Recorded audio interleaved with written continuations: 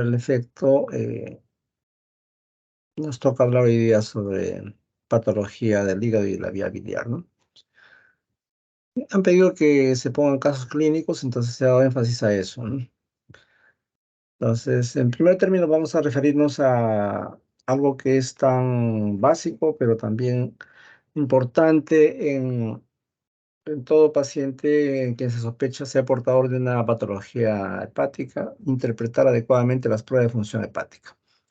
Entonces, para el efecto, el caso clínico es de una paciente mujer de 56 años que viene por alteraciones en el perfil hepático y cuyos antecedentes más recientes son hemorragia obstétrica y con necesidad de transfusión de paquete globular en el año 89.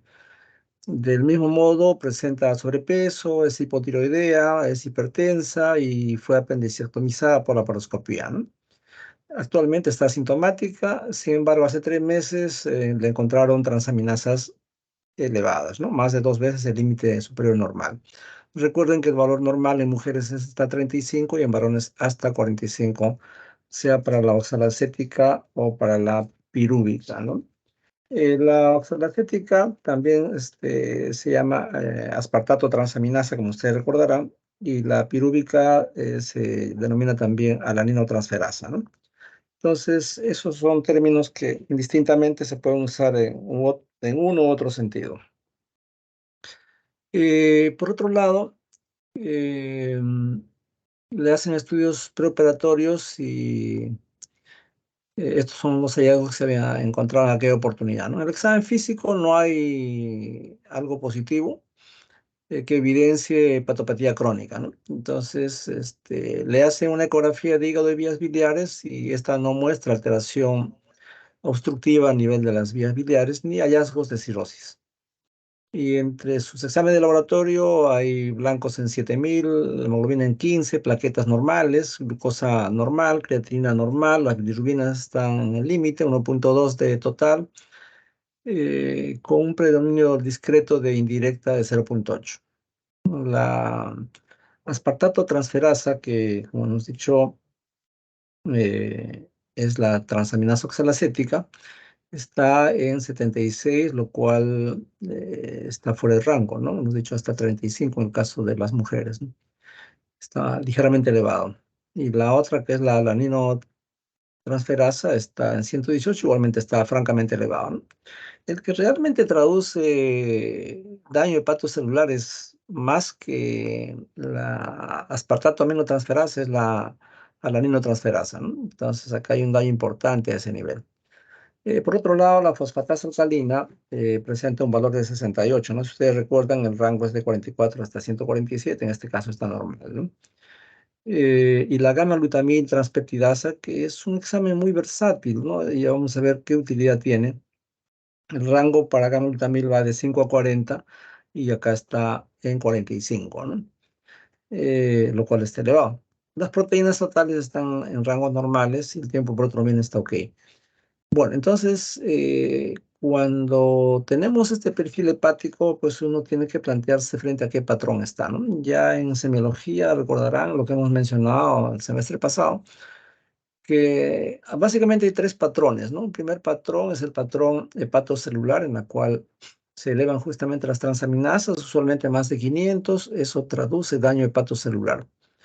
Cuando hay una disociación fosfatasa alcalina transaminasa, esto es que las transaminasas se elevan 2 a 3 veces y la fosfatasa se eleva unas 10 veces, eso corresponde a un patrón colestásico, ¿no? Ese patrón colestásico tiene que ser refrendado por una gamma-glutamil transpeptidasa. La gamma-glutamil es una enzima que nos permite decir que el paciente tiene colestasis. Entonces, ¿por qué alguien puede decir, pero esa fosfatasa puede venir de hueso y no le falta razón, ¿no? El paciente puede tener un mieloma, puede tener un osteosarcoma y por consiguiente tener una fosfatasa alcalina elevada. Pero si tiene una gamma glutamil, esta está vinculada directamente con una colestasis. ¿Y qué significa colestasis? Que hay una obstrucción al flujo biliar, sea dentro de las vías biliares que están intrahepáticamente localizadas o las extrahepáticas, ¿no? Por otro lado, la gamma-glutamil tiene otras utilidades, ¿no? Por ejemplo, cuando hay un consumo masivo o reciente de alcohol, también se eleva tremendamente. Muchas personas niegan ese antecedente alcohólico, entonces eso los pone en evidencia. También se ve en esteatosis hepática, ¿no? En gente que tiene hígado graso, no necesariamente por alcoholismo, sino por una disfunción metabólica, ¿no? Vale decir en obesos, por ejemplo, ¿no? Y también puede elevarse en gente que tiene daño hepático inducido por fármacos. Entonces, esas son las causas por las cuales gamma-glutamil específicamente se eleva, ¿no? Pero como repito, refrenda el patrón colestásico. Y un tercer patrón es el patrón de hepatitis reactiva. En la hepatitis reactiva, eh, se elevan las transaminasas, se eleva la fosfatasa alcalina, generalmente 2 a 3 veces el valor basal, nunca más allá de esos rangos, ¿no? Y entonces eso se vincula claramente con una infección localizada en otra parte de la economía. Por ejemplo, una neumonía, por ejemplo, una infección urinaria pueden movilizar estas enzimas hepáticas en forma muy discreta y darnos a entender de que hay un compromiso multiorgánico en relación a un proceso infeccioso muy localizado. Entonces, este cuadrito resume lo que acabamos de decir. La aspartato transferasa, lo que nos va a decir es que hay daño hepatocelular, al igual que la aminotransferasa, ¿no? ¿En qué enfermedades se ve? Pues obviamente en hepatitis alcohólica, y acá justamente cuando queremos señalar que el caso puede corresponder a una hepatitis alcohólica, es fundamental tener en cuenta esta relación, ¿no? Si ustedes dividen la aspartato transferasa entre la alanino transferasa y es más de 1,5, eso sugiere fuertemente que es una hepatitis por alcohol, ¿no? Recuerden que la enfermedad hepática por alcohol tiene 3 estadios, ¿no?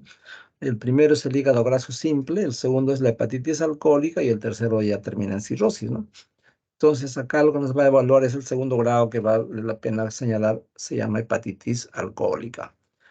Por otro lado, la colestasis, como ya dije, está dada por la fosfatasa alcalina y la gamma-glutamina es la que la va a refrendar. Acá hay una lista cuantiosa de, de causas. Sin embargo, ustedes pueden resumir en algunas de ellas puntualmente, ¿no? Por ejemplo, los que siempre mencionamos como ejemplos de colestasis son básicamente aquellos pacientes que tienen cirrosis biliar primaria, ¿no? Así se llamaba antiguamente, ahora se llama colangitis biliar primaria. Igualmente aquellos que tienen colangitis closante primaria. Eh, entonces, en primer término son estas dos enfermedades autoinmunes. Luego los abscesos hepáticos, luego los hepatocarcinomas y un grupo de enfermedades que se llaman las hepatitis granulomatosas, que es un espectro amplio, entre ellas procesos infecciosos de carácter bacteriano, viral, parasitario. Eventualmente algunas colagenopatías también pueden dar este patrón colestásico, sarcoidosis y algunas neoplasias, sobre todo las hematológicas, ¿no? Las leucemias, los linfomas, los mielomas pueden dar un patrón colestásico. Entonces, esto es un poco el resumen de lo que hemos estado señalando hasta el momento. ¿Qué más? Entonces, cuando uno pide las pruebas de función hepática, pues no pide solamente transaminasa y fosfatasa alcalina, ¿no? Sino también se piden bilirubinas, albuminas y tiempo protrombina. En total son 5 pruebas que siempre deben pedirse juntas, no por separado. Y entonces ustedes van a tener pacientes con incremento de la bilirrubina, sea porque la excreción está alterada o la capacidad de conjugación está alterada, ¿no? Y el incremento de bilirrubinas puede presentarse tanto en pacientes con patrón colestásico o con patrón hepatocelular.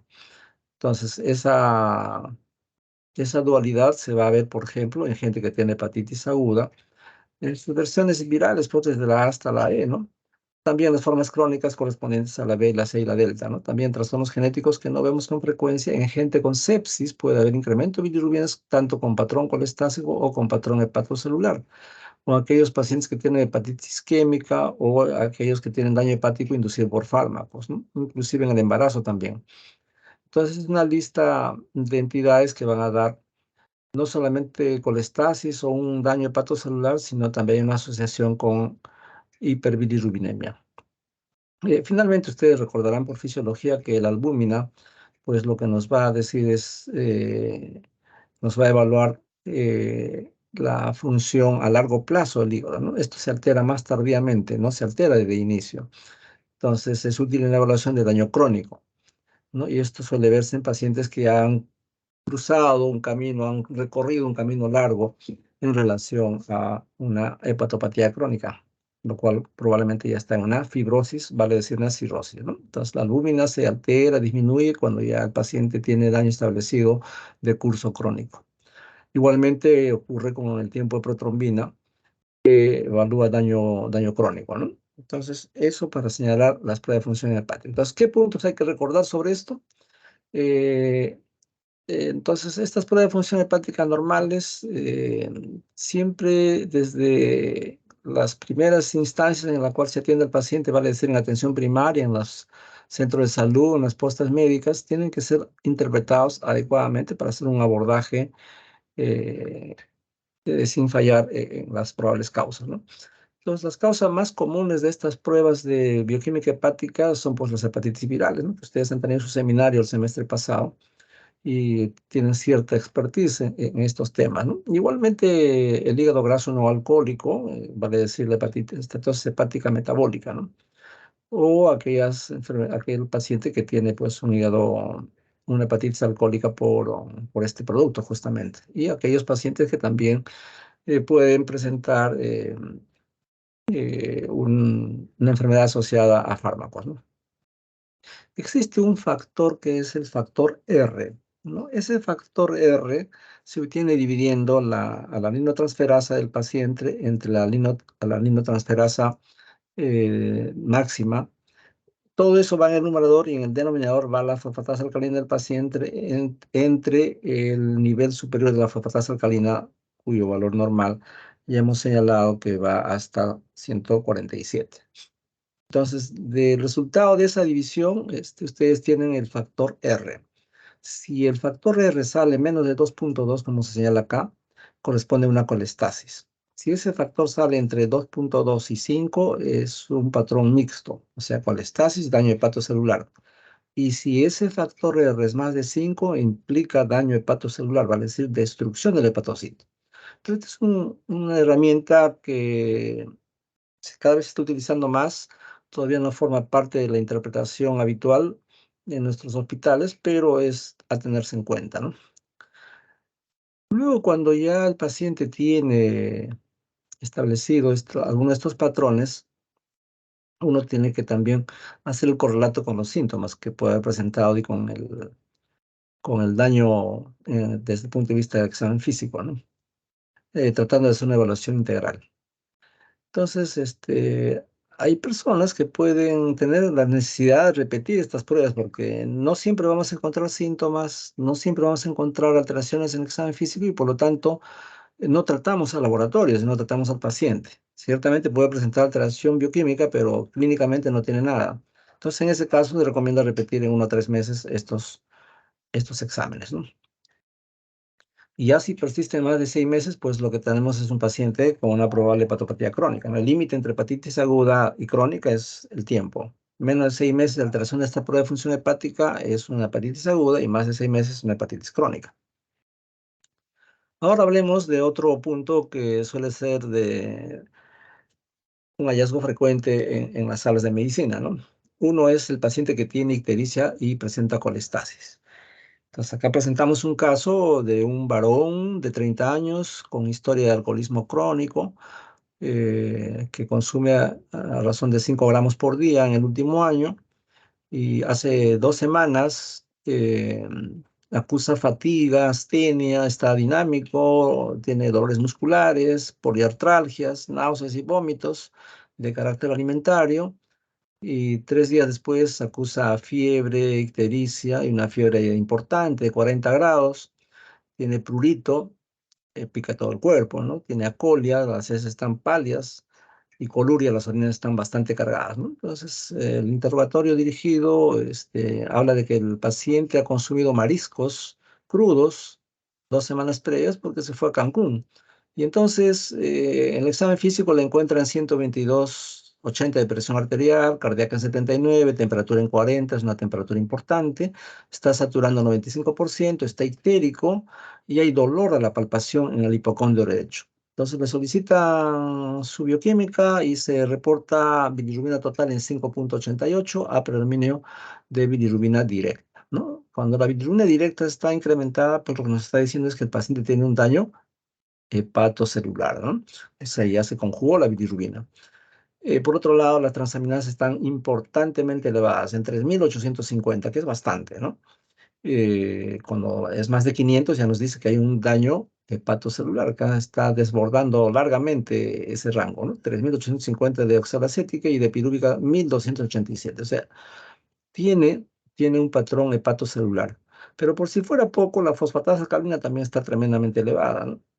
Hemos dicho hasta 147 es lo normal y está en 379. Y para completar o colocar la cereza del pastel, la gamma glutamil está en 370, ¿no? Recuerden que la gamma glutamil hasta desde 5 a 40 es su valor normal y acá está en 370. Entonces también tiene un patrón colestásico. O sea, en un mismo paciente encontramos dos patrones, un patrón de daño hepatocelular y un patrón colestásico. Y su deshidratación láctica también está elevada. Recuerden que esta es una enzima que tiene varias isoenzimas, ¿sí? Y justamente una de los órganos donde más se produce es el hígado, ¿no? Y acá está elevado, 2.490. Con todo esto encontramos en forma aislada, sin el resto de alteraciones. Cuando es más de 1.000, sugiere fuertemente el linfoma de Hodgkin. Sin embargo, acá estamos frente a un paciente con un daño hepático severo, ¿no? En la ecografía, hay aumento de la ecogenicidad en el hígado, pero no hay dilatación de vías biliares ni obstrucción, ¿no? Por lo tanto, no es un problema de colestasis intrahepática, ¿no? Entonces, le hacen un panel para hepatitis y el hallazgo es que tiene IgM para hepatitis A, ¿no? Entonces, ustedes saben que todas las enfermedades virales se pide IgG, IgM. Cuando es IgG, nos habla de un proceso antiguo que ya tuvo la infección, pero cuando tiene IgM elevada, pues está frente a un paciente con un evento reciente, ¿no? Entonces, ¿qué hacer en estos casos? Tenemos que estratificarlo en dos grandes grupos, ¿no? Esa colestasis, ¿de dónde viene? ¿Fuera del hígado, la vía biliar extrahepática o la vía biliar intrahepática? Y para eso necesitamos una ecografía, ¿no? La ecografía nos va a decir si hay dilatación de vía biliar intrahepática, pues eso es una colestasis intrahepática. Habitualmente es tributaria de una biopsia, ¿no? Entonces, las causas de colestasis intrahepática pues, son las hepatitis agudas, entre ellas las hepatitis colestásicas, tanto del virus de la A hasta la E. Igualmente, citomegalovirus, Epstein-Barr, entre otras, ¿no? Son causas de hepatitis y que cursan con un patrón colestásico intrahepático. Recuerden que hepatitis A también tiene una forma de presentación colestásica, ¿no? También fármacos, entre ellos anovulatorios, antibióticos, sulfa sobre todo, o en el embarazo también se produce una colestasis de carácter intrahepático, ¿no? La lista es larga, hay enfermedades un poquito más raras que no suelen verse con frecuencia, como por ejemplo la porfiria, entre otras, ¿no? Y cuando es extrahepática, pues el problema está ubicado en la vía biliar a ese nivel, ¿no? Entre ellos podemos mencionar a Ascaris que se ha metido al colédoco, Fasciola igualmente que está migrando por ese lado, o tumoraciones, ¿no? Como por ejemplo un colangiocarcinoma, un cáncer de páncreas, da un patrón colestásico extrahepático. También el síndrome de Mirizzi, que les pueden preguntar, consiste en que hay un cálculo que se ha enclavado en el infundíbulo o en el conducto cístico y eso comprime el conducto hepático común e inclusive puede fistulizar, ¿no? Produciéndose una fístula entre el colédoco y la vesícula, ¿no? Eso se llama síndrome de Mirizzi. Ya mencioné los colangiocarcinomas, los cánceres de páncreas, etcétera. Son gente que va a cursar con colestasis extrahepática. Entonces, ¿cómo abordamos a estos pacientes? Un poco, vamos a repetir lo que acabo de decir. Entonces, tenemos un paciente con sospecha de colestasis y pedimos bilirrubinas, ¿no? Si la bilirrubina directa o conjugada es la que está elevada y tenemos una fosfatasa alcalina elevada, más de 1,6 veces su valor normal, entonces acá hay una colestasis. Para verificar, repetimos las pruebas hepáticas y si persiste ese valor y además la gamma también está alta, pues se confirma la colestasis. Y si hay colestasis, hay que hacer una ecografía, ¿no? Que ya señalé. Y si en la ecografía encontramos una vía biliar normal, se refiere a la vía biliar extrahepática, pues lo que tiene es una colestasis intrahepática, ¿no? En el otro lado está la vía biliar dilatada, entonces acá estamos de la vía biliar extrahepática dilatada, entonces acá estamos en una colestasis extrahepática. Allí lo que hay que ver es que hay un cálculo en coledo, un tumor, y ahí amerita hacerle una CEPRE, ¿no? Y si no se visualiza nada, porque, bueno, el ecografista no tiene buena resolución en su equipo o su expertise no es tan bueno, entonces se le pueden pasar hallazgos y informarlo como normal. En ese caso hay que ampliar el estudio con una colangioresonancia, una colangiotomografía. La otra versión de gente que tiene sospecha de colestasis y tiene bilirrubina indirecta o no conjugada elevadas, allí hay que sospechar los síndromes de Gilbert. Este es motivo de pregunta. El síndrome de Gilbert es una condición hereditaria, se presenta en los primeros años de la vida. Usualmente el paciente eleva transaminases, eleva bilirrubinas frente al estrés. Van a dar un examen, por ejemplo, y se elevan las bilirrubinas 2 a 3 gramos o miligramos por decilitro y el paciente está ictérico, elevan transaminases, pero siempre discretamente muy parecido a ese patrón que hemos escrito como hepatitis reactiva. No genera ningún daño, no va a la cronicidad y resuelve espontáneamente o en algunos casos hay que administrar fenobarbital. Con fenobarbital se resuelve el síndrome de Gilbert. Recuerden, es una condición hereditaria. También cuando tenemos colestasis y el paciente además se está hemolizando, pues, o tiene, perdón, bilirrubinas indirectas elevadas, pues la condición que la precede es la hemólisis, ¿no? O eventualmente puede también traducir una lesión aguda de muscular y eso eleva este patrón, ¿no? Muy bien, entonces, ¿qué cosas tenemos que recordar sobre aquellos pacientes que tienen ictericia con colestasis?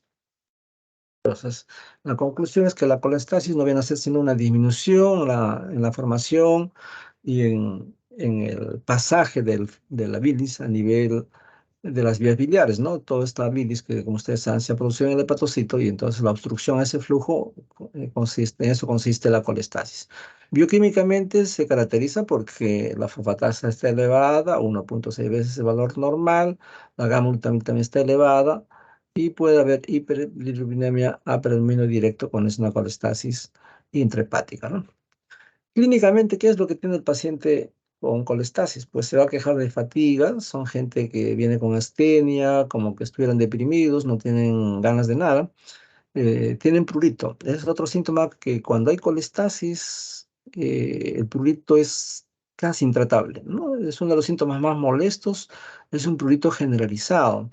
Usted le da un antihistamínico, usualmente no calma el prurito, le dan alcohol, mentolado, alcohol alcanforado puede calmar parcialmente y a veces hay que utilizar otros productos, ¿no? Como colestiramina, rifampicina, sertralina, que son más efectivos en el manejo de prurito por colestasis, ¿no? Entonces, por otro lado, la colestasis ya hemos dicho que se puede clasificar en intra y extrahepática. La extrahepática se asocia a obstrucción de la vía biliar, en cambio la intrahepática a daño parenquimal o hepatocelular, ¿no?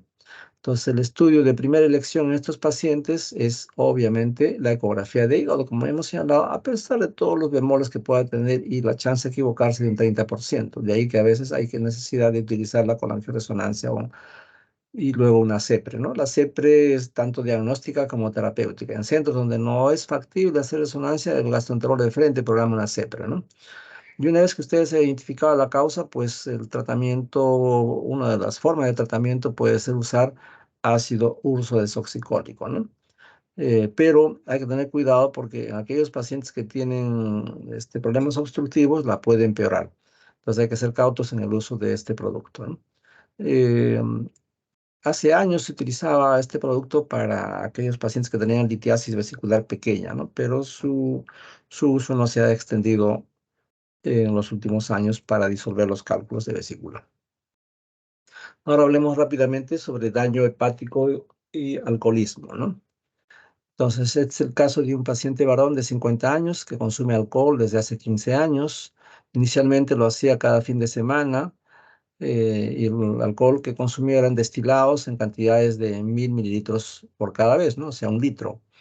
Y esto fue aumentando de frecuencia en forma gradual, ¿no? Llegando a ser diario hasta hace 3 años y suspendió este consumo hace 2 semanas, pues nota que hay ictericia generalizada, hay aumento del perímetro abdominal y hay edema de miembros que llega a la pelvis, ¿no? Es un edema blando, no doloroso, es simétrico Y en exploración se palpa un hígado grande, no doloroso, y en el laboratorio lo que se encuentra es bilirrubina total en 30, apreminio directo, ¿no? 18 tiene de bilirrubina. Entonces, cuando un paciente tiene más de 15 bilirrubina, seguramente ya está haciendo taponamiento renal. Es una complicación importante a tenerse en cuenta. Recuerden que la bilirrubina confiere un pH alcalino, ¿no? Y entonces el taponamiento renal, vale decir, la insuficiencia renal por pigmentos, se debe a dos mecanismos, ¿no? Uno es el mecanismo de alteración del pH. El pH intratubular es ácido y si hay un incremento notable de bilirrubinas, pues el pH alcalino va a dañar las células tubulares y las torna disfuncionantes. Y entonces la urea y creatinina comienzan a subir. Por otro lado, hay un efecto mecánico también, ¿no? Está la cantidad de bilirrubinas que se forman grumos de bilirrubina y obstruyen el túbulo y por eso se llama taponamiento renal. Entonces, el taponamiento renal traduce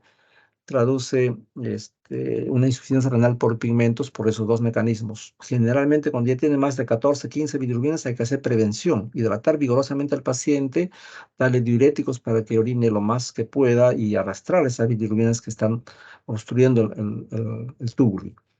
Sin embargo, cuando ya tiene más de 30, definitivamente el daño renal ya está establecido, ¿no? Entonces, esta es una condición que va a llevar a falla multiorgánica y a la muerte del paciente. Pues tiene una insuficiencia hepática, tiene una insuficiencia renal, eso se llama disfunción orgánica múltiple, la mortalidad es 95-99%. De manera que acá hay que hacer prevención.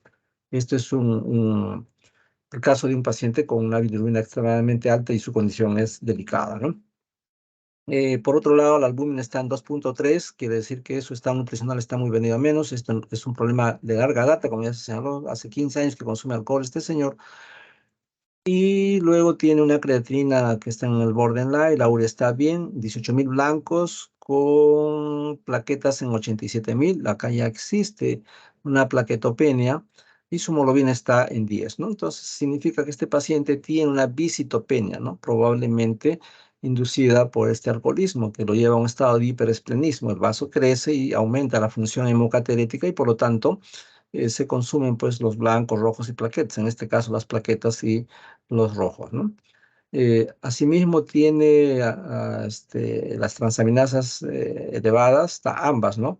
Una en 196 y la otra en 92, y la gamma glutamil también está elevada, ¿no? O sea, hay daño hepatocelular, hay colestasis, la fosfatasa alcalina está dentro de lo que uno puede esperar, pero si la gamma glutamil está elevada, eso es lo que manda en el cuadro, ¿no?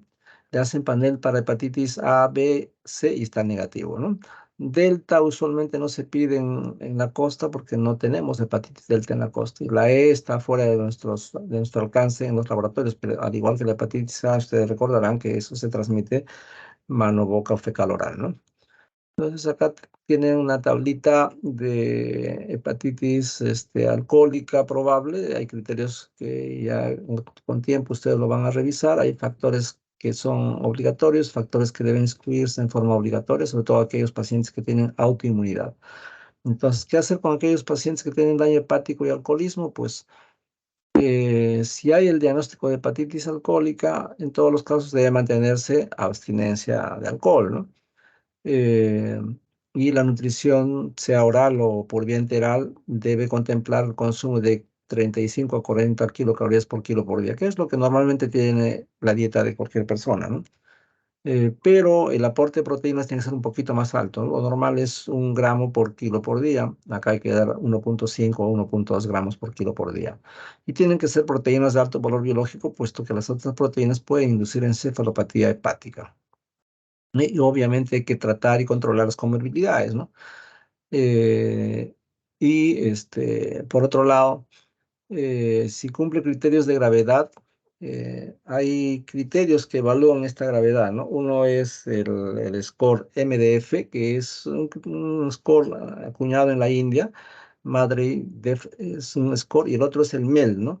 El MEL evalúa la gravedad relativa de la enfermedad y la posibilidad de sobrevivencia en un paciente que está esperando un trasplante. Recuerden que este es un estado crítico del paciente. Entonces, si presenta un MDF mayor de 32 o un MEL, que es otro score que usted lo va a encontrar en internet y le aplican, o lo bajan a su celular y le aplican la calculadora y les calcula que el MEL está más de 21, entonces estos pacientes a la clara nos dicen que está sumamente crítico, ¿no? Entonces acá hay potenciales contraindicaciones para el uso del corticoide, ¿no? Recuerden que el corticoide es parte del armamentario para tratar el problema crónico, ¿no? Entonces, de tal manera que si yo voy a dar tratamiento a aquellos pacientes que reúnen criterios, pues solamente me va a permitir obtener una sobrevivencia corta, ¿no? Y obviamente si es que el paciente tiene el chance de hacer un trasplante, pues el corticoide que hemos iniciado dosis plena o cercano a la plena, porque se da prednisolona o prednisona a razón de 40 miligramos al día, pues hay que suspenderlo y procederíamos al trasplante, ¿no? ¿Qué aspectos hay que recordar en torno al daño hepático y el alcoholismo? La enfermedad hepática alcohólica tiene un amplio espectro de manifestaciones clínico-patológicas. Ya hemos dicho, el primer grado es aquel paciente que tiene un hígado graso, o sea, esteatosis simple. El segundo es la hepatitis alcohólica, que es lo que acabamos de presentar como caso. Y el tercero ya es la cirrosis con todas las complicaciones que la rodean, ¿no? Si bien es cierto, se considera que el consumo de alcohol que constituye riesgo es más allá de 40 gramos por día, se ha visto gente que con consumos menores, por ejemplo, de 12 a 24 gramos, también puede tener la misma posibilidad de desarrollar daño hepático. ¿De qué depende eso? Que haya otras comorbilidades o consumo de otros fármacos paralelamente, ¿no? Entonces, la hepatitis alcohólica debe sospecharse en gente que consume alcohol y está en grupo de riesgo por más de 6 meses y que sus abstinencias no han sido alrededor de 60 días, ¿no? Estos pacientes pueden desarrollar una forma súbita ictericia y entonces hay que evaluarlos rápidamente en forma de hospitalización, ¿no? Esta forma grave tiene una mortalidad muy alta, ¿no? Entonces allí, para evitar esa mortalidad, pues hay que valorar prontamente el inicio de corticoides, ¿no? Sin embargo, el uso de corticoides tiene un valor muy limitado sobre la sobrevida, solamente la mejora casi un mes únicamente, ¿no? Y estos pacientes pues son gente que tiene mal pronóstico, ¿no? Ahora, los que no responden deben ser evaluados para trasplante, ¿no? Pero trasplante en nuestro medio, si es que no se tiene seguro social o no se pertenece a la sanidad, pues es imposible, ¿no? Y sobre todo en los institutos donde hacen los trasplantes en Lima, Perú, hay lista de prioridades, ¿no? Un alcohólico crónico está en prioridad 3, prioridad 4, ¿no? Definitivamente es una enfermedad del alcoholismo crónico que lo pone en ese terreno. No es un candidato de primera elección. Entonces, eso hay que tener en cuenta. Ahora hablemos de la otra forma de esteatosis hepática no alcohólica, ¿no? Estamos frente a una paciente de 49 años, acude para chequeo preventivo y entre otros exámenes le piden laboratorio y ecografía. No está asintomática y en el examen físico le encuentran que tiene un peso de 97 kilos, una talla 1,50 m y su masa corporal está en 42,3 de masa corporal, ¿no? En un terreno ya de obesidad mórbida. En su recuento del hemograma, hay 7.000 leucocitos con 15 hemoglobina, plaquetas bien, glucosa elevada, ¿no? 205, lo cual ya les dice que es una paciente que tiene obesidad y pues tiene diabetes, ¿no? La creatinina, sin embargo, está todavía normal. El colesterol total, a pesar de la obesidad, está normal.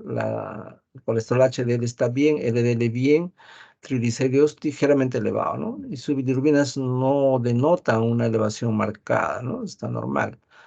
En cuanto a la aspartato transferasa, está en 48, recuerden que es una mujer, está ligeramente elevada y la aminotransferasa está normal, ¿no?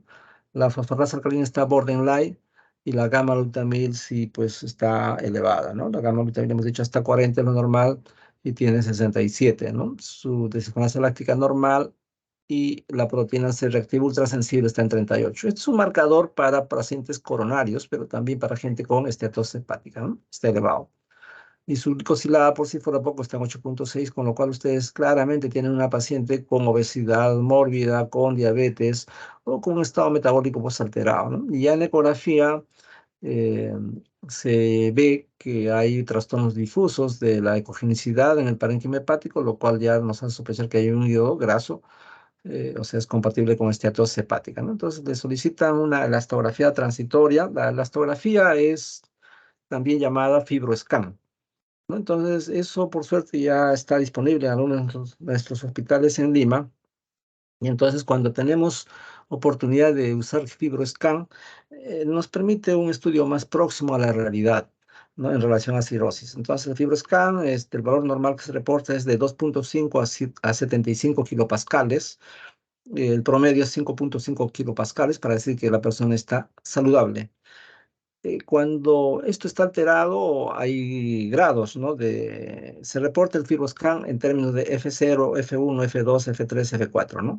F0 no hay fibrosis, nada de fibrosis, está saludable la persona, ¿no? Pero un F4 es una máxima fibrosis o ya tiene cirrosis, ¿no? Y entre esos dos puntos hay cicatrices mínimas, hay cicatrices fuera del hígado y hay cicatrices que forman puentes, ¿no? Eso corresponde al F1, F2, F3. Entonces recuerden, el FibroScan es una herramienta que permite avisorar si el paciente ya tiene fibrosis, ¿no? Y nos evitamos hacerle una biopsia, porque muchos pacientes no tienen una buena reserva funcional hepática y por lo tanto no son candidatos a hacerle trasplante. Eso se evalúa, la reserva funcional me refiero, se evalúa con los criterios de Child-Pugh que vamos a ver más adelante. Pasemos rápidamente esto en aras del tiempo, pues nos va a quedar corto tiempo. Entonces, pasemos rápidamente a otro capítulo que es relativamente frecuente, las hepatopatías autoinmunes, ¿no? Este también es un espectro grande que en hospitales de mujeres tenemos chance de ver con cierta frecuencia, ¿no? Entonces, hay que tener idea de frente a qué paciente nos estamos enfrentando. Acá tenemos una mujer de 57 años que inicia su enfermedad en marzo de 2018 con ictericia y transaminasas elevadas, por lo cual es ingresada a un hospital por 12 días con bilirrubinas en 20, ¿no? A predominio directo, con aspartato transferasa en 1642, la valine transferasa en 580 están elevadas, la gamma también está elevada. Y al egreso le dan de alta con un menor tenor de bilirrubinas, pero todavía altas, 11 de total. Y las transaminasas han mejorado, pero todavía siguen altas, ¿no? Y la gamma glutamil ha empeorado, ¿no? Y le dan ácido urso desoxicólico, pero lo suspenden, ¿no? Tiene un MEL de 23 y hay una escala, hay varios scores que se aplican, eso lo pueden bajar en internet, el APRI, que está ligeramente elevado, ¿no? Entonces, en septiembre de ese año se ingresa nuevamente durante una semana porque reporta una recaída con bilirrubina que le dieron de alta en 11 y sube a 12,57. Las otras transaminasas están nuevamente altas, la fosfatasa igualmente elevada y la gamma glutamil se ha elevado tremendamente, ¿no? Entonces, le iniciaron tratamiento y luego lo suspendieron y bueno, acá tuve un desliz, se copió un pedazo que no queríamos. Pero bueno, acude a la consulta a la unidad de hígado y el año 2018 y le realizan nuevamente el FibroScan y reporta 18,5 kilopascales, ¿no? Hemos dicho que los pacientes que van a FibroScan, el rango es de 2,5 a 75, ¿no? En apariencia con 18 no está tan mal, ¿no? Pero sin embargo, cuando le hacen otras pruebas, no tiene esteatosis y persisten las transaminasas elevadas, y entonces, eh, en el examen físico encuentran una masa corporal de 16, vale decir, está en estado de desnutrición, 91 de frecuencia cardíaca, su presión arterial 110/70, está ictérica, hay eritema palmar, pérdida de masa muscular y abdomen plano, ¿no? ¿Qué quiere decir eso? Que el paciente ya tiene estigmas hepáticos, ¿no? El hígado es palpable en la inspiración y le realiza una biopsia hepática en la cual se encuentra necrosis hepática submasiva, ¿no? Hay una hepatitis subaguda con necrosis extensa en puentes, ¿no? Necrosis en puentes, ¿no? O sea, nos están diciendo de que tiene un patrón de hepatitis crónica activa. Entonces acá hacemos un alto para explicar, cuando un paciente tiene una hepatopatía crónica, tenemos tres patrones: hepatitis crónica activa, hepatitis crónica persistente y hepatitis crónica lobular. Las dos primeras tienen gran significado porque denotan un buen o mal pronóstico. Cuando el paciente tiene una hepatitis crónica persistente, tiene mejor pronóstico. ¿Por qué? Porque el infiltrado inflamatorio está confinado básicamente al espacio porta. El lobulio hepático está respetado y por lo tanto la función hepática no se deteriora y por lo tanto no va a caminar hacia cirrosis. La versión opuesta es la hepatitis crónica activa. En la hepatitis crónica activa hay infiltrado inflamatorio tanto en el espacio porta como también en el lobulio hepático. Entonces, si hay compromiso del lobulio hepático, eso va a generar una reacción del hígado, va a formar neopatocitos, las famosas rosetas. Eso significa que el hígado trata de regenerarse frente a necrosis masivas, a necrosis que se van a producir a ese nivel. Y por consiguiente va a también formar necrosis en sacabocado, necrosis en puente. Y entonces esos hallazgos en la cual hay necrosis masiva, hay necrosis en puente, hay rosetas, pues lo que nos dice es que se está destruyendo el parénquima hepático. Entonces, por consiguiente, cuando cicatriza esto va a terminar en cirrosis. Entonces, la hepatitis crónica activa precede la cirrosis. Y una causa de eso es justamente las hepatopatías autoinmunes, que enseguida las vamos a mencionar cuáles son, ¿no? Luego le confirman que es una hepatitis autoinmune severa y le inician tratamiento con prednisona 40 miligramos diario y Muran, que es un inmunosupresor, 50 miligramos diarios, vitamina E y ácido fólico, ¿no? Y en diciembre de 2018 presenta una disminución de las transaminasas. Con el tratamiento hay cierta mejoría y en la evolución ya semanas, meses después, hay regresión del cuadro clínico y le bajan la dosis de corticoide. Ahora solamente recibe 5 miligramos diarios, Imuran 50 miligramos, el ácido fólico 5 miligramos, calcio diario y suspende la prednisona porque ya generó osteoporosis, ¿no? Recuerden que los corticoides tienen una serie de efectos adversos y al descartarse cirrosis, pues le inician deflasacor, ¿no? Que es un corticoide más versátil, supuestamente no da tanto Cushing, no da tanta osteoporosis. Pero hay que tener cuidado en pacientes que pueden tener comorbilidades. Por ejemplo, en lupus, eh, hay una experiencia no muy buena con deflasacor, ¿no? Deflasacor no atraviesa la barrera hematoencefálica. Y si el paciente, además de hepatitis autoinmune, por ejemplo, tiene lupus, pues realmente eso es deleterio, ¿no? ¿Por qué? Porque el lupus busca la menor oportunidad para producir daño orgánico en los pacientes. Entonces, si yo no tengo coberturado el sistema nervioso central, pues el lupus se va al sistema nervioso central, ¿no? Pudiendo producir convulsiones, psicosis, y un neurolupus pues lo reviste de una severidad máxima, ¿no? Lo cual pone en riesgo la vida del paciente. Por lo tanto, deflasacor no es una droga ideal para pacientes con lupus, por ejemplo. En hepatitis autoinmune, si solamente tiene esta condición, pues sí puede ser un fármaco de elección. Entonces, ¿qué hacemos en el espectro de estas hepatitis autoinmunes? Antes de eso, de repente no hemos señalado de qué estamos hablando, porque probablemente ustedes no me están entendiendo.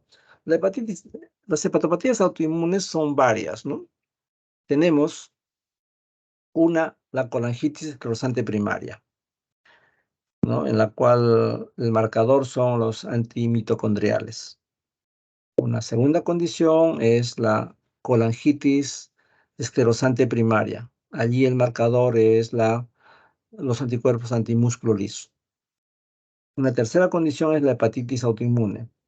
La hepatitis autoinmune tiene subtipos, subtipo 1, subtipo 2, subtipo 3, y algunos de ellos han ido cambiando de nomenclatura, ¿no? Eh, el subtipo 1, por ejemplo, tiene antinuclear positivo, tiene antimitocondriales positivo y antiactina F positivo. El subtipo 2 tiene anti-KLM positivo, ¿no? Y membrana microsomal hepática renal.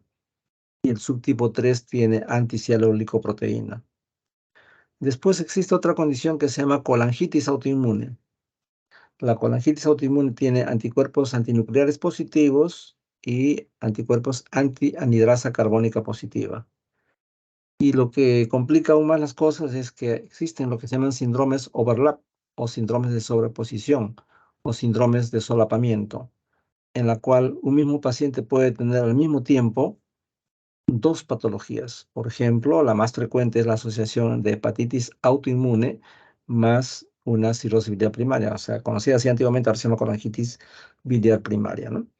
Entonces, ese es el espectro dentro del cual nos movemos cuando hablamos de hepatopatías autoinmunes. Entonces, este algoritmo lo vamos a ir explicando, ¿no? Entonces, cuando yo tengo la posibilidad de estar frente a un paciente con hepatitis autoinmune, pues le tengo que pedir en mi plan de trabajo antimúsculo liso, antimitocondriales, antinucleares. Esto está traducido al español, ¿no? Lo que dije, anti-KLM es anticuerpos antimembrana microsomal de hepática renal. AMHR es lo mismo.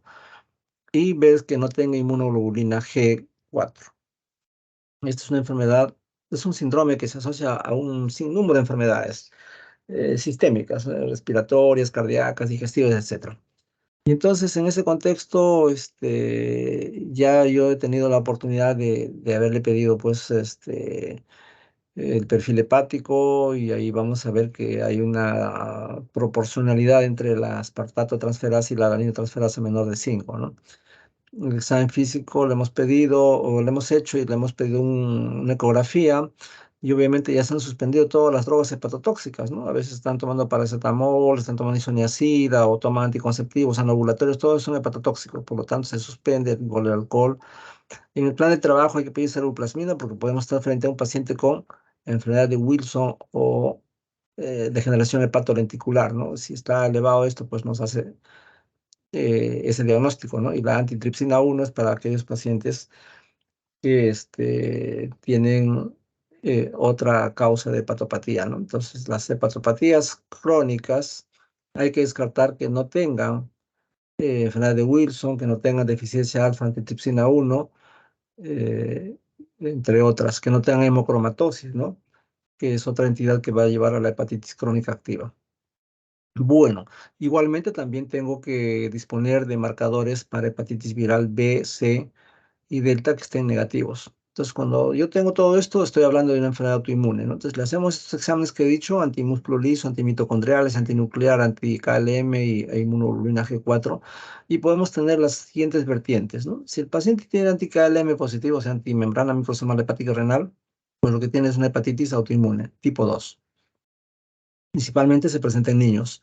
Si mi paciente tiene antinuclear positivo y antimúsculo liso positivo, pues va hacia una biopsia y después de la biopsia, pues estoy en condición de decir que tiene una hepatitis autoinmune subtipo 1, ¿no? Entonces, el subtipo 1 tiene antinuclear, antimúsculo liso y antiactina F positivo.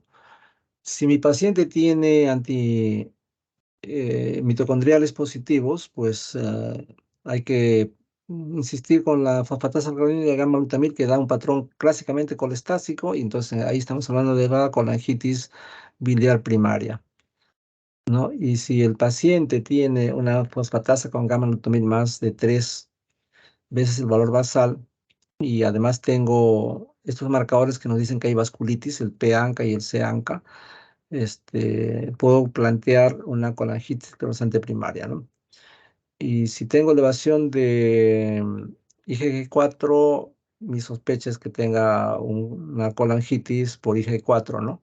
Y entonces el tratamiento, en la mayoría de ellos, es corticoide, ¿no? Si yo tengo hepatitis autoinmune, le inicio prednisona con azatioprina. Si tengo hepatitis autoinmune tipo 1, tengo que ver que no tenga, además, hepatitis, cirrosis biliar primaria, ¿no? Pero igual se va a beneficiar de prednisona, azatioprina, que es la terapia combinada para la hepatitis autoinmune, pero además le doy azatioprina, ¿no?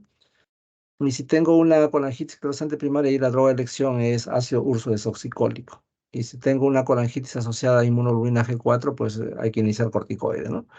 Entonces, este es un poquito el espectro algo complejo de las enfermedades autoinmunes, pero que se ven con relativa frecuencia en un hospital grande. Entonces, que hay que recordar las hepatopatías autoinmunes. eh, Dentro de todo el grupo de este espectro que hemos señalado, la más frecuente indudablemente es la hepatitis autoinmune, ¿no? Eh, tratarla a tiempo, pues va a evitar que el paciente presente recurrencias y por lo tanto voy a evitar que ese paciente camine hacia la cirrosis. Entonces tengo que hacer un diagnóstico oportuno y el tratamiento igualmente tiene que ser oportuno, ¿no? Habíamos dicho que la cirrosis biliar primaria, conocida así antiguamente, el síntoma más importante es el prurito. Cuando ustedes encuentran un paciente que le pica el cuerpo y no tiene acarosis, por ejemplo, no tiene algo que le justifique, no hay alergias, ustedes ya han visto que su hemograma no tiene eosinofilia, por ejemplo, sospechen fuertemente dos posibilidades: o tiene una cirrosis biliar primaria o tiene un linfoma. Otra cara de presentación del linfoma es así, con prurito, y un prurito marcado, refractario al tratamiento. Y si a eso, a ese prurito le suman fosfatasa alcalina elevada y gamma glutamina, pues no cabe duda, ¿no? Es un paciente. Y por si fuera poco, tiene triglicéridos altos, tiene santomas ante el asma. ¿Qué es eso? Caballo blanco de San Martín, o sea, una cirrosis biliar primaria, ¿no? En cambio, la colangitis cruzante primaria tiene un riesgo de hacer una colangitis autoinmune, perdón, un colangiocarcinoma, ¿no? Entonces, el colangiocarcinoma deviene de una irritación, inflamación permanente de la vía biliar extrahepática. Y entonces, esas dilataciones y estenosis en el largo plazo, pues van a generar un colangiocarcinoma, ¿no? E inclusive otros, se asocia a otros cánceres del tubo digestivo, como cáncer de colon, como hepatocarcinoma, por ejemplo. Y igualmente también es pertinente tener en cuenta que el síndrome de solapamiento o de sobreposición más frecuente es hepatitis autoinmune más cirrosis biliar primaria. Y si podemos diagnosticar una colangitis asociada a inmunoglobulina G4, lo hacemos, el diagnóstico lo hacemos tempranamente, pues el paciente probablemente no va a ser candidato a trasplante hepático. Entonces, eso es un resumen de las hepatopatías autoinmunes. Son varias. Ahora hablemos rápidamente de lo que es la cirrosis hepática, que es algo que sí es más común, que ustedes lo van a ver en su práctica privada o en su práctica hospitalaria, independientemente de la especialidad que hagan. En algún momento les van a consultar sobre este tema y tienen que estar adecuadamente empapados. No es el caso de un paciente de 65 años de edad que tiene obesidad grado 2, además es diabético tipo 2, de 15 años de evolución, tiene una glicosilada de 9%, lo cual nos dice que está mal controlado, sus funciones vitales están normales y su masa corporal tiene 36, lo cual nos habla de un paciente obeso, ¿no? Refiere que hay edema de miembros inferiores, dificultad para conciliar el sueño. Recuerden que los pacientes con cirrosis hepática invierten el ritmo nictameral. Es decir, de día duermen y de noche están despiertos. ¿Por qué ocurre eso? Porque se produce una alteración de la melatonina. Los pacientes con cirrosis ya no sintetizan melatonina.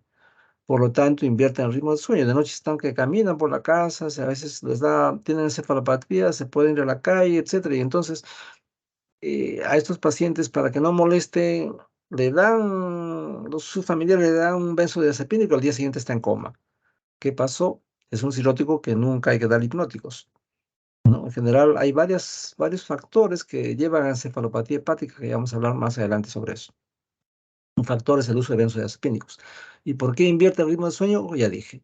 La epífisis es el órgano que se encarga de producir la melatonina y acá lastimosamente la melatonina está en el suelo. Parte del tratamiento en gente que invierte el ritmo del sueño es darle melatonina. Muy bien, entonces este paciente tiene somnolencia diurna y no consigue sueño en la noche, ¿no? Le falta melatonina en buena cuenta, eso es lo que nos quieren decir. En el examen físico tiene acantosina nigricans, que como ustedes saben tiene dos versiones, ¿no? La versión benigna cursa con diabetes, como en este caso, y la versión maligna con cáncer, obviamente. El abdomen está distendido y tiene edema en ambos maleolos, ¿no? Y en el laboratorio las plaquetas están disminuidas, la creatinina está en el límite, sodio también en el límite, la albúmina está ligeramente disminuida, las bilirrubinas están en 2,5, entonces ya se puede apreciar ictericia con ese rango. Las transaminasas están altas indudablemente y un INR ligeramente prolongado, ¿no? Entonces, debido a los antecedentes patológicos, le calculan el score APRI y le buscan pues fibrosis hepática, ¿no? Y el resultado es positivo, ¿no? Entonces le realizan una ecografía y lo que se encuentra es que es un hígado con superficie nodular y diámetro de la vena porta de 15 milímetros. ¿Qué quiere decir eso? Que el paciente tiene hipertensión portal, ¿no? Que es una complicación de la cirrosis. La cirrosis puede tener las siguientes complicaciones. Uno es ascitis.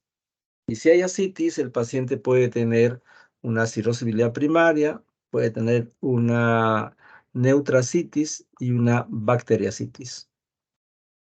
¿Cómo es una peritonitis bacteriana espontánea? Pues el paciente a la palpación superficial es un abdomen duro, habitualmente en tabla, con rebote positivo. Y lo que ocurrió es de que los ciróticos por translocación bacteriana pueden tener el líquido acítico que han ido acumulando en el abdomen infectado por gérmenes que partieron el intestino, ¿no? Entonces, en el laboratorio que voy a tener como para sustentar el diagnóstico de peritonitis bacteriana espontánea, pues la celularidad es más de 250 células por minuto por mililitro y eh, el cultivo es positivo. Eso es una peritonitis bacteriana espontánea. No se opera, se da tratamiento empírico, generalmente con ceftriaxona, mientras ustedes esperan el resultado del cultivo del líquido cítrico. Y si al tercer cuarto día ya tienen el resultado, pues cambiarán el tratamiento en caso que sea resistente. Pero normalmente al tercer cuarto día se reevalúa la respuesta al antibiótico. Una variante de la PBE, de la peritonitis bacteriana espontánea, lo constituye la neutrocitis, en cuyo caso la celularidad es más de 500. Sin embargo, el cultivo es negativo, pero igual se maneja con antibióticos. Y la otra condición es la bacteriacitis. En la bacteriacitis el cultivo es positivo y sin embargo la solubilidad es menos de 250. Entonces, las tres situaciones deben ser manejadas con antibióticos. De manera que los pacientes que tienen cirrosis hepática pueden hacer este compromiso, ¿no? Eh, y bueno, lo otro, entonces la hipertensión portal es una complicación. Hemos dicho, entonces, las complicaciones de la cirrosis son, uno, ascitis, dos, hipertensión portal, que se puede diagnosticar de varias formas, por endoscopía, por clínica, por hiperesplenismo, por ecografía. Acá por ecografía nos dicen que tiene 15 milímetros, el límite es 10. Si tiene 15, pues definitivamente ya está dilatada la porta, ¿no? Por lo tanto, tiene hipertensión portal, ¿no? Entonces, el diagnóstico es una cirrosis hepática, Child-Pugh B. Enseguida les voy a presentar el cuadro de Child-Pugh, que nos evalúa la reserva funcional hepática, ¿no? Y un MEL de 17 puntos, ¿no? Entonces le realizan una endoscopía y lo que se documenta son varices esofágicas. Las varices esofágicas reafirman que ese paciente ya tiene hipertensión portal. ¿Por qué? Porque el hígado ya está fibrosado, entonces el retorno venoso a través del hígado ya no es por ese lado, sino que el organismo tan sabio busca otros caminos. Uno es la circulación colateral, otras son las varices gástricas, otras son las varices esofágicas, ¿no? Entonces, le encuentran varices esofágicas y como repito, eso refuerza lo que ya presumía, y bueno, estaba documentado con una ecografía, puesto que la porta estaba sumamente dilatada, ¿no? Entonces le hacen seguimientos ecográficos semestrales para ver la posibilidad de hepatocarcinoma. ¿Por qué sospechan esto? Porque todo paciente que tiene hepatitis crónica activa y que camina cirrosis teniendo un antecedente de hepatitis B o C, tranquilamente está caminando hacia un hepatocarcinoma. Entonces, lo que quiero decir en buena cuenta es que hepatitis B y C pueden dar hepatitis fulminante y te matan en menos de 7 días, una hepatitis hiperaguda. Te da una hepatitis aguda y estás 6 meses con alteración de las pruebas hepáticas y después te recuperas totalmente sin dejar secuela. Aquellos que pasan más de 6 meses usualmente ya tienen lo que hemos dicho, hepatitis crónica activa, hepatitis crónica persistente y los que tienen hepatitis crónica activa, un grupo van a cirrosis. Y de ese grupo que va a cirrosis, algunos terminan haciendo hepatocarcinoma. ¿Quiénes? Los que han comenzado tempranamente hepatitis. Por ejemplo, se contagiaron en su infancia, durante el parto, la mamá tenía hepatitis y nadie lo sabía. Eso se ve en zonas endémicas. Entonces, cuanto más temprano uno tenga hepatitis B o C, más chance de hacer hepatocarcinoma, más chance de tener hepatitis crónica, indudablemente. Y esos estadios de necrosis intercurrente termina creando fibrosis y a partir de eso los nódulos de regeneración terminan ocasionando hepatocarcinoma. Entonces, una condición es haber iniciado tempranamente la... Otra condición que lleva hepatocarcinoma es la comorbilidad.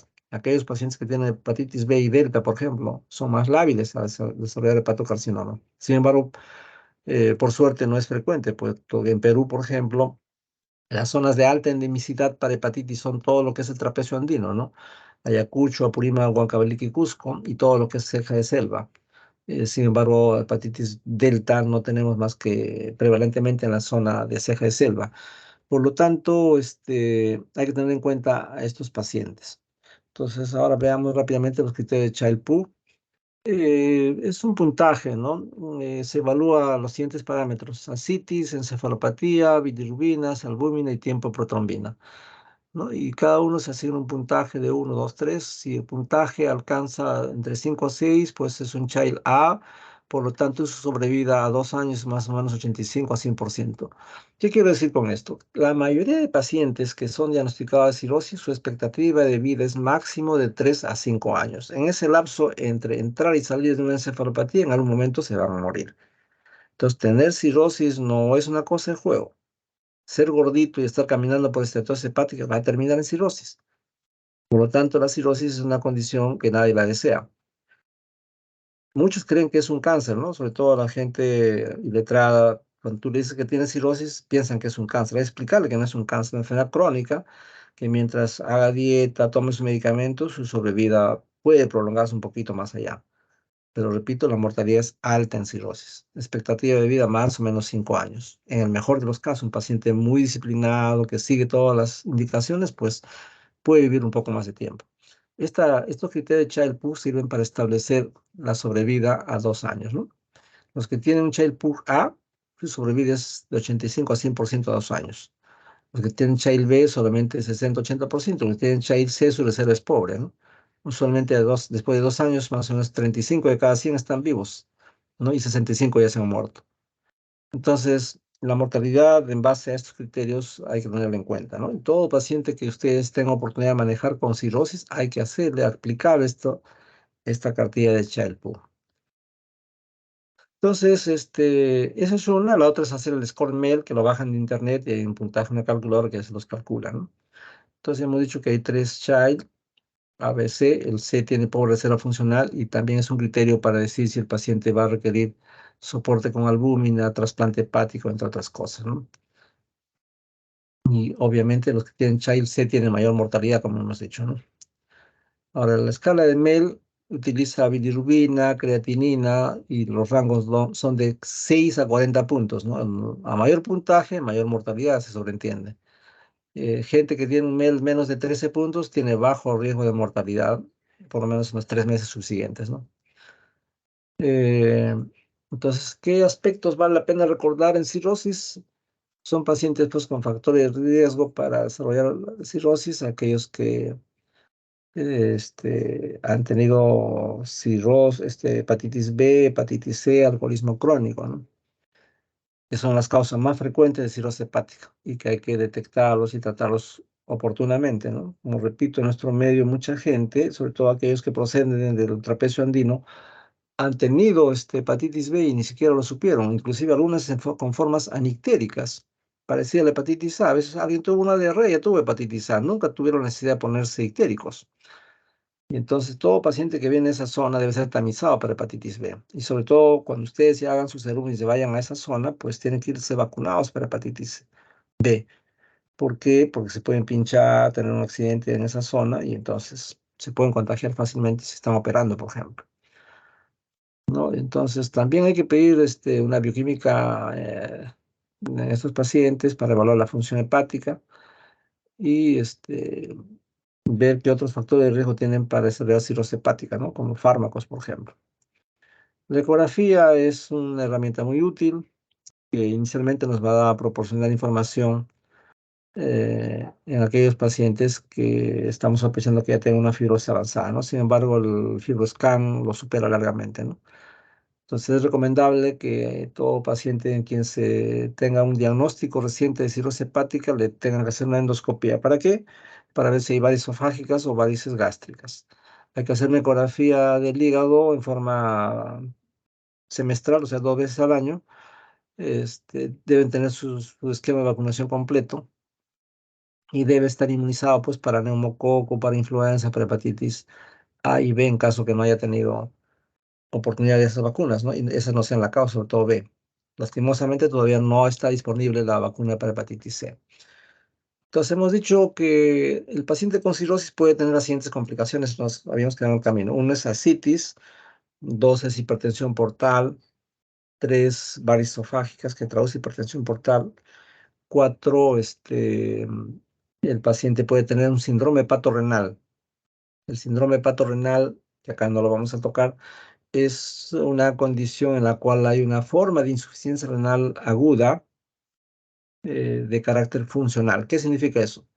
Clásicamente, cuando una persona desarrolla insuficiencia renal aguda, la expresión anatomopatológica de esa condición es la necrosis tubular aguda. O sea, hay un daño estructural, ¿no? El túbulo se necrosa, pues, ¿no? Y entonces por eso es que hay azoemia.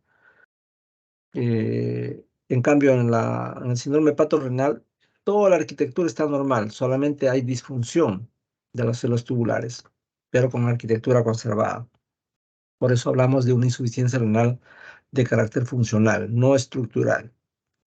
Lastimosamente, la mortalidad es alta, ¿no? Los pacientes que tienen síndrome hepatorenal, su mortalidad está encima de 85-95%. Y muchas veces ese hepato renal, los propios médicos lo fabricamos. ¿Por qué? Porque el paciente tiene edemas, tiene ascitis y en ese intento le dan dosis masivas de diuréticos. Por ejemplo, hay recientes que le indican 80, 160 miligramos cada 8 horas, ¿no? Que es una dosis equina, ¿no? Entonces uno debe trazarse metas, ¿no? Cuando tenemos un paciente con ascitis, pues hay que medir el perímetro abdominal, darle diuréticos y nuestra meta debe ser bajar más o menos 900 centímetros cúbicos o 900 gramos diarios. Pero cuando tú le pones 80, 160 de furosemida, pues de golpe baja 5 o 7 kilos. Y si tiene una pobre presión oncótica, nuevamente se llena de líquidos, ¿no? Entonces no es muy alentador darle diuréticos a esa dosis. Y lo que es peor, producimos vasoconstricción de desplácnico. Por lo tanto, hay isquemia renal. Y eso lo va a llevar a un pato renal. Entonces, el pato renal se genera, no propiamente isquemia, sino más bien hay hipoperfusión, es lo que quise decir. Entonces, el problema del hepato renal se genera porque la volemia es muy pobre a nivel esplácnico. Y eso ocurre porque le estamos dando mucho diurético. Y encima no reponemos. Lo ideal es que cuando yo doy diurético a una paracentesis, pues lo tengo que poner albúmina. Y si no le ponemos albúmina, pues nuevamente se va a volver a llenar. ¿Por qué? Porque tiene pobre presión oncótica. Su albúmina está en el suelo. Y entonces el hepato renal tiene dos tipos, el tipo 1 y tipo 2, pero ambos tienen una mortalidad altísima. Otra condición que constituye una complicación de los pacientes con cirrosis es el hepato renal. El síndrome hepatorrenal se caracteriza principalmente en el contexto de un cirrótico porque tiene platipnia y tiene ortodioxia. La platipnia es una situación en la cual el paciente experimenta disnea al estar de pie y cuando se recuesta desaparece. Eso se debe a los shunts intrahepáticos, intrapulmonares. Esos shunts quedan anulados cuando el paciente se recuesta. Y al mismo tiempo tienen otra condición que se llama ortodioxia. Le toman una gasometría echado, luego lo sientan, esperan 3 minutos y le vuelven a tomar otra gasometría. Si entre la posición echado y luego sentado hay una diferencia en el tenor de oxígeno de más de 5 milímetros de mercurio, pues lo que tiene es ortodioxia. Entonces, si estamos frente a un paciente con cirrosis que tiene platipnia y tiene ortodioxia, pues lo que tiene es un hepato pulmonar. El síndrome hepatopulmonar tiene una mortalidad de 99%. Hagan lo que hagan.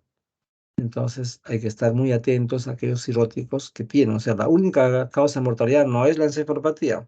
Es la más frecuente, sí, pero el paciente con cirrosis se va a morir porque tiene falla renal en su versión hepatopulmonar o tiene un síndrome hepatorrenal, cualquiera de los dos, ¿no? También incrementa la mortalidad a límites insospechados, ¿no? Más del 95-99%. Pero muchas veces uno en el fragor de la batalla de tratar de manejar eclécticamente un paciente con cirrosis, por quitarle líquidos, le podemos llevar a un hepatorrenal. Hay que tener mucho cuidado con eso. Bueno, algo les adelanté sobre ascitis. Algunos minutos más, si me dan. Vamos a explicar un poco esto. Es un paciente de 64 años de edad con diagnóstico de diabetes, ha recibido transfusiones, un evento obstétrico en su juventud y se le envía a la consulta porque aumenta el volumen abdominal con sensación de pesadez en el abdomen. Su familiar refiere que ha notado aumento significativo del perímetro abdominal y además aparición de un bulto en la cicatriz umbilical, ¿no? O sea, probablemente hay una hernia. Entonces, la paciente refiere que desde hace un mes nota que la ropa le queda más ajustada en la cintura y que la piel de esa zona se marca con la presión de los resortes de la ropa. Y en el examen físico es una paciente adelgazada, un abdomen prominente, hay una hernia umbilical sin contenido intestinal, ¿no? Y hay circulación colateral, ¿no? En ambos flancos, o sea, una circulación cava a cava, ¿no? Pero también hay otra porta cava, ¿no? A nivel central de carácter centrífugo. Y el paciente, al ponerse en posición supina, el abdomen se desparrama hacia los costados, ¿no? Es lo que se llama el abdomen batraciano, ¿no? Existe signo de la oleada, lo cual nos dice que hay una ascitis. Oleado, matiz desplazable, nos hace el diagnóstico clínico de ascitis. No hay dolor a la palpación profunda, o sea, no hay signos de irritación peritoneal y el resto del examen es normal. En el laboratorio lo que se aprecia es una hemoglobina de 10,3, es decir, está con anemia, sus blancos están en 4.500, en límite inferior, o perdón, límite superior. Las plaquetas están reducidas y la creatina está en 1,1, es también borderline, ¿no? La urea borderline 42, lo normal 20 a 40, la glucosa está en 120, igual está ligeramente elevada, las bilirrubinas están en el límite 1,3, un poquito elevadas, las transaminadas igualmente están elevadas, tratándose de una mujer están elevadas, más de 35 nos dice que sí están elevadas ambas, ¿no? Tiene una hipoalbuminemia de 3 con INR prolongado, ¿no? Y el INR es la expresión logarítmica del tiempo de protrombina, ¿no? Y lo normal es pues 1, tiene 1,5, ¿no? Y en ecografía hay gran cantidad de líquido, el hígado tiene bordes irregulares, el parénquima es heterogéneo, lo cual ya nos dice que hay cirrosis, ¿no? Y obviamente es un hígado pequeño, sin embargo el vaso está grande en el límite superior, ¿no? Entonces, cuando el vaso crece, el paciente tiene esplenomegalia, pero no todo paciente que tiene esplenomegalia tiene hiperesplenismo. Hay factores inmunológicos que desencadenan la función hemocaterética en su grado máximo en el vaso. Entonces, eso es lo que lo va a llevar a anemia, a visitopenia o pancitopenia, ¿no? Entonces, eso es la consecuencia de que el cirrótico incrementa la presión de la porta y todo eso genera que el vaso también se ponga grande, ¿no? Le hacen una paracentesis y obtienen un líquido claro, no detectan leucocitos y la albúmina del líquido cítrico está a 1. Entonces acá lo otro que hay que hacer, que no está en esta transparencia, es medirle el GASA. ¿Qué es el GASA? Es la resta, a diferencia de los criterios que se utilizan en pulmón, los criterios de Light. Cuando ustedes tengan cualquier efusión, sea pleural, pericárdica, cítico, etcétera, siempre tienen que saber si es un exudado o un trasudado. En el caso de los criterios de Light, se divide, ¿no? Las proteínas totales, perdón, la proteína de líquido pleural entre la proteína sérica. Es uno de los criterios de Lai. Ahí se hace una división. En cambio, cuando se estudia el líquido acítico, lo que se hace es una resta. Se resta albúmina, no proteínas totales, sino albúmina sérica menos albúmina de líquido acítico. El punto de corte es 1,1. Debajo de 1,1 es un exudado. Más de 1,1 es un trasudado. Aparte de decirme que es un trasudado cuando alguien tiene un gasa de más de 1,1, me permite afirmar que ya tiene hipertensión portal. Entonces, como repito, la hipertensión portal se puede diagnosticar por ecografía, por endoscopía, por cuadro clínico, midiendo directamente la presión de la porta, también haciendo el estudio de líquido cítrico. Entonces, hay como 5 o 6 formas de detectar si un paciente tiene o no tiene hipertensión portal. Muy bien. Entonces, ¿qué debemos recordar de la citis? Ya hemos hablado de peritonitis bacteriana espontánea, de neutrocitis, de bacteriacitis. Entonces, obviamente la calidad de vida pues no es buena en el paciente con ascitis, ¿no? Se llenan y a veces entra en dificultad respiratoria. Y entonces el manejo tiene que ser, primero, con restricción hídrica, y segundo, dar diuréticos. El manejo más científico posible para el manejo de ascitis es el que sigue. Hay varias formas, les voy a decir 3 formas, pero tomemos la última. La primera forma es a todos los meto como un cajón de desastre y les pongo espironolactona 100 cada 24 horas y voy aumentando junto con furosemida, 40, 80 miligramos cada 10, 12 horas en promedio, ¿no? Ese es un cajón de desastre, le pone todo. Un segundo esquema es más conservador, arranco con espironolactona 100 miligramos, no mejora, en 2, 3 días le aumenta a 200, no mejora, en 2, 3 días le aumenta a 300 y así. La dosis máxima es 400. Cuando el perímetro abdominal se sigue llenando, y ese es el parámetro con el cual me estoy guiando, si está funcionando o no mi tratamiento, se sigue llenando, entonces ya es momento de agregar la espironolactona que estoy a dosis plena, que son 400 miligramos, le agrego furosemida. Comienzo con 20, le voy subiendo a 40, 80, 160. Cuando un paciente está en dosis máxima de ambos diuréticos, es decir, espironolactona en 400 y furosemida más de 160, y el paciente sigue llenando de ascitis su abdomen, Esto es que el perímetro abdominal no varía, está igual o peor. Entonces, a eso se llama asitis refractaria. Repito, pregunta de examen. Asitis refractaria es aquella condición en la cual el paciente está usando dosis de 400 de espironolactona, 160 de furosemida y aún así se sigue llenando de líquido. Entonces, en ese caso, el siguiente tratamiento es la paracentesis, ya no diagnóstica, sino terapéutica. Entonces, ustedes pueden evacuar 5, 6, 8, 10, 15 litros de líquido acítico. Pero hay que tener cuidado en reponer albúmina. ¿Por qué? Porque el paciente se va a descompensar. Nuevamente, le están quitando líquidos y le están fabricando un hepato renal. Entonces, ¿qué es lo que hay que hacer? Bueno, le puedo sacar la cantidad de líquidos que deseo y repongo albúmina, ¿no? Para que no se descompense el paciente.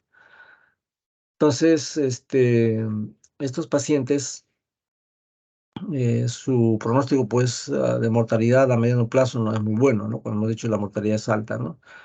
Y la CITIS tiene esa vertiente de manejo. Entonces, le estaba explicando cómo manejamos una CITIS, ¿no? La primera, el cajón desastre, donde le metíamos a todos en el mismo cajón y todos iban con spironolactona y furosemida de frente. Un tratamiento más conservador es darle spironolactona en forma progresiva y si no responde, recién paso a furosemida. El tercero, que me parece más científico, es darle, primero pedir electrolitos en orina. Si mi paciente tiene sodio en orina menos de 20 y tiene edemas, ese es un paciente candidato a espironolactona y furosemida. Pero si no cumple esos requisitos, solamente tengo que darle espironolactona, ¿no? Y ya en el tiempo podré ir sumando furosemida en caso que sea necesario. Es decir, si no logro controlar esa asitis, ¿no? Entonces acá está lo que hemos señalado. Al debutar con asitis, un paciente debe ser sometido a paracentesis y pruebas complementarias como la gradiente de albúmina, ¿no? La sérica con el líquido acítico, eso es lo que significa gasa, ¿no? Y obviamente hay que hacer todo el estudio del líquido acítico, pues, ¿no? El citológico, el bioquímico, ADA, que es la adenosina deaminasa, block cell y Papa Nicolau. El bloque celular es un estudio histológico. El Papa Nicolau es un estudio citológico. Entonces, con eso me voy a sacar varias piedras del camino. Obviamente, si mi paciente tiene un trasudado, no hay por qué pensar en neoplasia, ¿no? Pienso en neoplasia, pienso en colágenopatía solo si la gradiente es menos de 1.1, es decir, un exudado. Entonces, si encuentro un líquido hemático o es un exudado, pienso, uno, tuberculosis peritoneal, dos, neoplasia, tres, lupus. ¿Ya? Entonces, de esa forma es que se hace el abordaje. Y el tratamiento, como ya dije, es restringir líquidos, restringir sodio y el uso juicioso de diuréticos. Ya les expliqué por qué no debemos usar masivamente, porque vamos a crear un hepato renal. Ahora, aquel paciente que ya llegó a citis refractaria, ¿qué más le vamos a ofrecer? Pues lo siguiente que hay que ofrecer son derivaciones peritoneo-venosas, ¿no? Te colocan un tip. Los tips son las derivaciones transyugulares, eso lo hacen en el Rebagliati y de esa forma hacen un bypass al hígado, ¿no? Para retornar la sangre, la circulación esplácnica hacia el corazón derecho. Sin embargo, la tasa de encefalopatía se incrementa. Entonces, la encefalopatía es otra complicación que finalmente determina la muerte en los pacientes. Entonces, el segundo escenario era las derivaciones peritoneovenosas o los TIPS. Y finalmente, si ya no funciona eso, el tercer escenario es trasplante. Lastimosamente, ningún hospital del Ministerio de Salud de nuestro país hace trasplantes hepáticos. Solamente están haciendo trasplantes renales en Cayetano y en Loaiza. Y obviamente en el Seguro Social sí hacen trasplante hepático casi de rutina. Entonces, y hay que entrar a una lista de espera y nuestra cultura de donación pues está muy venida a menos, ¿no? Eh, entonces, el abordaje es de acuerdo a lo que os he señalado. De repente es ocioso repetir esto, lo que ya les dije.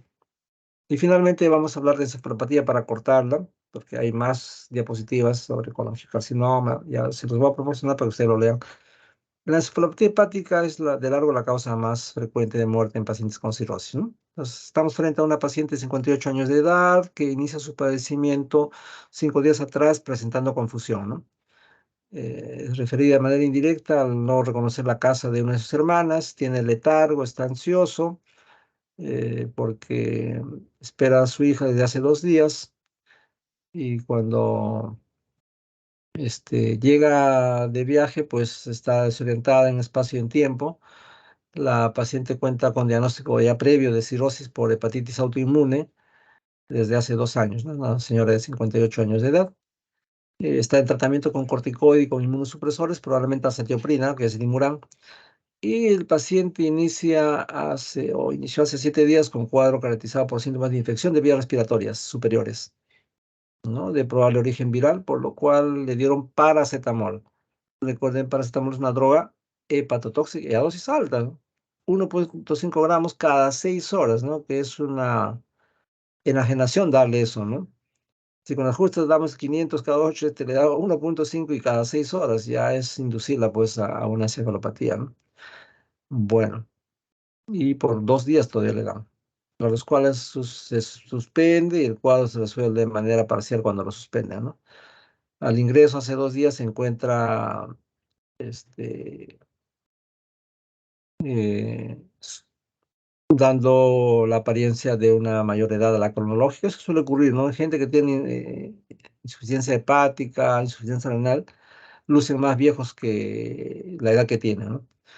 Está desorientada en espacio y en tiempo, tiene una ictericia generalizada, los ruidos cardíacos son rítmicos, de buena intensidad, los pulsos son débiles, tiene oleada positiva, matidez desplazable y hay flapping.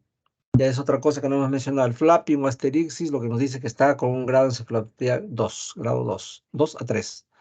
El flapping se presenta en el grado 2 a 3 de encefalopatía, como vamos a ver los criterios de Gibbon, ¿no? Muy bien, entonces, le hacen una tomografía, no hay cambios patológicos, la glucosa está en 98, las transaminasas están sumamente elevadas, ¿no? 1840, 1120, obviamente el paracetamol ha tenido que ver con eso. La bilirrubina está en 17, el amonio está en 4, el amoníaco está en 4,20 y le instalaron tratamiento consistente en N-acetilcisteína, ¿no? Recuerden que la N-acetilcisteína es el antídoto de la intoxicación por paracetamol, ¿no? Cuando hagan pediatría, ahí lo van a usar más frecuentemente porque los niños a veces se intoxican por ese motivo. La acetilcisteína, por lo demás, es un fluidificante excelente, es el mejor fluidificante que hay para la vía respiratoria cuando la tos es productiva, pero también es un antídoto para la gente que está intoxicada con paracetamol. Bueno, lo llevan a la unidad de hígado y con el diagnóstico de insuficiencia hepática aguda y, bueno, esta fue precipitada por paracetamol, ¿no? Existen otros factores que pueden incidir en eso, pues, ¿no? Como son las infecciones, la trombosis también aporta, los disturbios hidroelectrolíticos, el sangrado digestivo, ¿no? Es un dato importante que lleva a mayor encefalopatía. También el riesgo de desarrollar encefalopatía es por el uso de IVPs, ¿no? Así que el IVP no es la gran cosa, ¿no? O sea, ciertamente funciona en úlcera péptica, pero acá hay que tener ciertos reparos, ¿no? Entonces, la encefalopatía hepática, a modo de resumen, les debo decir que se desencadena por lo siguiente. Uno, porque el paciente está estreñido. Hay mayor exposición a amonio y amoníaco en gente que tiene heces por horas o días retenidas. Eso es uno. Dos, la dieta rica en proteínas de origen animal genera más amoníaco. Tres, el uso de benzodiazepínicos, ya hemos comentado. Cuatro, infecciones. ¿Ya? Cirrótico que hace infección urinaria, que hace neumonía, fácilmente hace encefalopatía. ¿Qué más? El sangrado digestivo por varices. Se rompió una varices y sangra, es proteína pura, ¿no? Entonces hay que hacer lavados gástricos, favorecer que evacúe rápidamente esa sangre y no sea absorbida, porque de lo contrario el paciente va a terminar con encefalopatía. La alcalosis metabólica es otra condición que lleva encefalopatía. La hipocalemia lleva encefalopatía. La sobrehidratación igualmente. La, entonces, estos son factores que van a determinar que el paciente vaya a encefalopatía. Entonces, no basta darle, por ejemplo, catárticos, ¿no? Para que la deposición sea blanda. O le ponen enemas inclusive, ¿no? Sino quitar todo lo que pueda ser considerado una noxa. Paracetamol en este caso, entre otras cosas, ¿no? Y entonces, la encefalopatía tiene una mortalidad pues alta, ¿no? Existe encefalopatía grado 2 de 1 al 4, ¿no? Entonces, esta es la clasificación de West Given, eh, que utiliza criterios clínicos, ¿no? El grado 0 sin anormalidades, el grado 1 hay alteración mínima de la conciencia, la atención está disminuida, el paciente puede estar eufórico, ansioso, su capacidad de atención está venida a menos y ya va alterando los ciclos de vigilia-sueño, esto es decir, altera el ritmo nictameral. Y hay dificultad para la calculia, ¿no? No puede sumar y es raro que tenga asterixis, ¿no? Generalmente el asterixis se presenta en grado 2 y 3. En el grado 2 el paciente está letárgico, está apático, está desorientado en tiempo y espacio, su personalidad ha sufrido ciertos cambios, de repente ya no se alinea, no se peina, hay dificultad para restar, ¿no? Y obviamente acá sí hay flapping. Definitivamente el asterixis está presente en el grado 2. En el grado 3 está más somnoliento, está desorientado ya en forma total, las tres esferas, está confundido, cree que está en la iglesia cuando está en el hospital, cree que está en el aeropuerto, etcétera. Y todavía el paciente responde con el lenguaje. Acá dicen que no hay asterixis, pero en el grado 3 sí todavía hay asterixis incipiente o ya terminal, ¿no? Puede haber Babinski. El Babinski no solamente traduce liberación piramidal, ¿no? Y acá es, en el grado 2 y 3 usted va a encontrar signos de liberación piramidal, ¿no? ¿Cuáles son? Los signos, pues, de el palmo mentoniano, el de prehensión, el de succión, ¿no? Etcétera. Y obviamente en el grado 4 el paciente ya está en coma, ¿no? No hay respuesta ni verbal ni visual, ¿no? Los que tienen encefalopatía grado 4, pues definitivamente son gente con muy mal pronóstico, lo más probable es que el paciente fallezca, ¿no? Entonces hay que informar a la familia que la evolución es tórpida, a pesar del tratamiento ustedes le dan catárticos, evitan darle hepatotóxicos, la oferta de volumen es la adecuada, están manejando la alcalosis metabólica, están manejando la hipocalemia, le hacen retos de potasio, están manejando la infección urinaria y aún a pesar de todo eso el paciente evoluciona tórpidamente. ¿Por qué? Porque su Child Pugh está muy bajo, pues, ¿no? Es una paciente de 70, 80 años, pues su expectativa de vida cada vez se acorta por múltiples motivos, ¿no? Entonces, hay grados de encefalopatía hepática. De acuerdo a eso, puede utilizar lactulosa o rifaximina. La rifaximina es un antibiótico no absorbible, por lo tanto, puede ayudar a deshacernos de las bacterias que van a provocar síntesis de amoníaco, ¿no? Eh, También se pueden usar probióticos, algunos productos enriquecidos con aminoácidos, sobre todo aminoácidos ramificados. Obviamente, parte del tratamiento es darle albúmina. En caso que hagan falla renal, pues hay que hacerle diálisis, soporte dialítico, y hay varios tipos, ¿no? La hemodialfiltración, la hemofiltración cuando hay sobrante líquido y no necesitamos remover mucho los azoados, ¿no? Por otro lado, se pueden hacer embolización de vasos grandes, tratando de que el vaso no funcione adecuadamente para no llegar a esplenectomía. Porque la otra condición es que el paciente se le haga una esplenectomía. No es un tratamiento de rutina, pero frente a un paciente que hace pancitopenia y que no se puede recuperar con siguientes consecuencias, como por ejemplo sangrado, infecciones, etcétera, pues se puede practicar esto, ¿no? Entonces, es un poco el flujo que hay que hacer en pacientes con encefalopatía. Entonces, finalmente, ¿qué debemos recordar? La encefalopatía hepática, pues, consiste en una disfunción cerebral que es causada por falla hepática y que tiene un amplio espectro de forma de presentación neurológica o psiquiátrica, ¿no? Se clasifica de acuerdo al tipo de enfermedad y la gravedad de las manifestaciones también, ¿no? El diagnóstico es básicamente clínico, aunque en algunos casos se puede utilizar estos criterios que he dicho de Westhaven, pero también en centros de mayor resolución o en países desarrollados, el seguimiento lo hace con electroencefalograma, ¿no? La mayoría de nuestros hospitales no se hace eso. ¿Por qué? Porque aparte de ser costosos, las citas son largas y no es muy práctico, ¿no? Y en la fisiopatogenia, pues hay un papel importante del amoníaco, que ya hemos dicho, la idea es evitar que eso se sintetice, ¿no? Cuanto más alto esté, cruza la barrera hematoencefálica y eso es lo que va a finalmente desencadenar que el paciente haga edema a nivel de los astrocitos y por consiguiente hay edema cerebral y el paciente fallece por eso, ¿no?